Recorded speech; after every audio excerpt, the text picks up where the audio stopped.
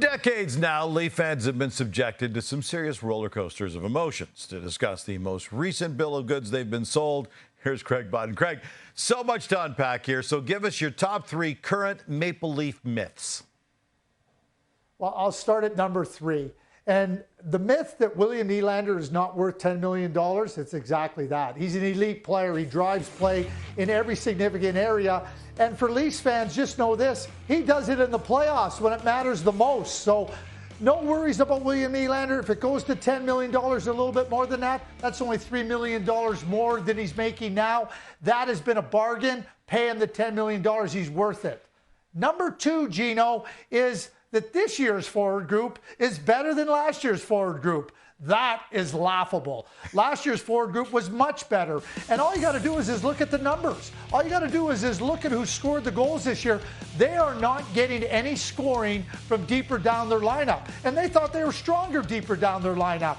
And when you consider that was the narrative, not happening there. And number 1 is that the Leafs are a top Stanley Cup contender. I'm not buying. I'm not buying because of number 2. The forward depth isn't good enough. And I'm not buying because of the composition of the blue line. It's not big enough. It's not deep enough. It's not strong enough. It is not good enough to be a top Stanley Cup contender. So when we look at the Toronto Maple Leafs and we know how long it's been since they competed for a Stanley Cup, forget about winning a Stanley Cup. We're talking about competing for a Stanley Cup.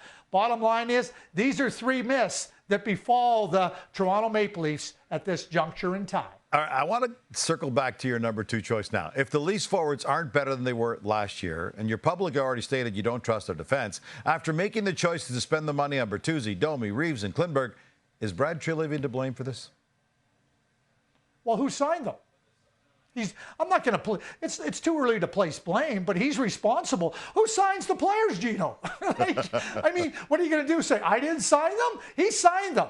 And that's on the responsibility of the manager, and the manager has to be accountable for it. I'm just telling you what the numbers tell you. The numbers tell you that this year's forward group has not been as good as last year's forward group. That was a myth. Oh, this year's forward group is better. Not true. You're not winning any friends right now, my friend. By the way, one of those guys he signed. I'm not trying to win friends, Gino. I'm trying to give them the truth. I'm trying to help people understand. Don't get your hopes up. But can they handle the truth?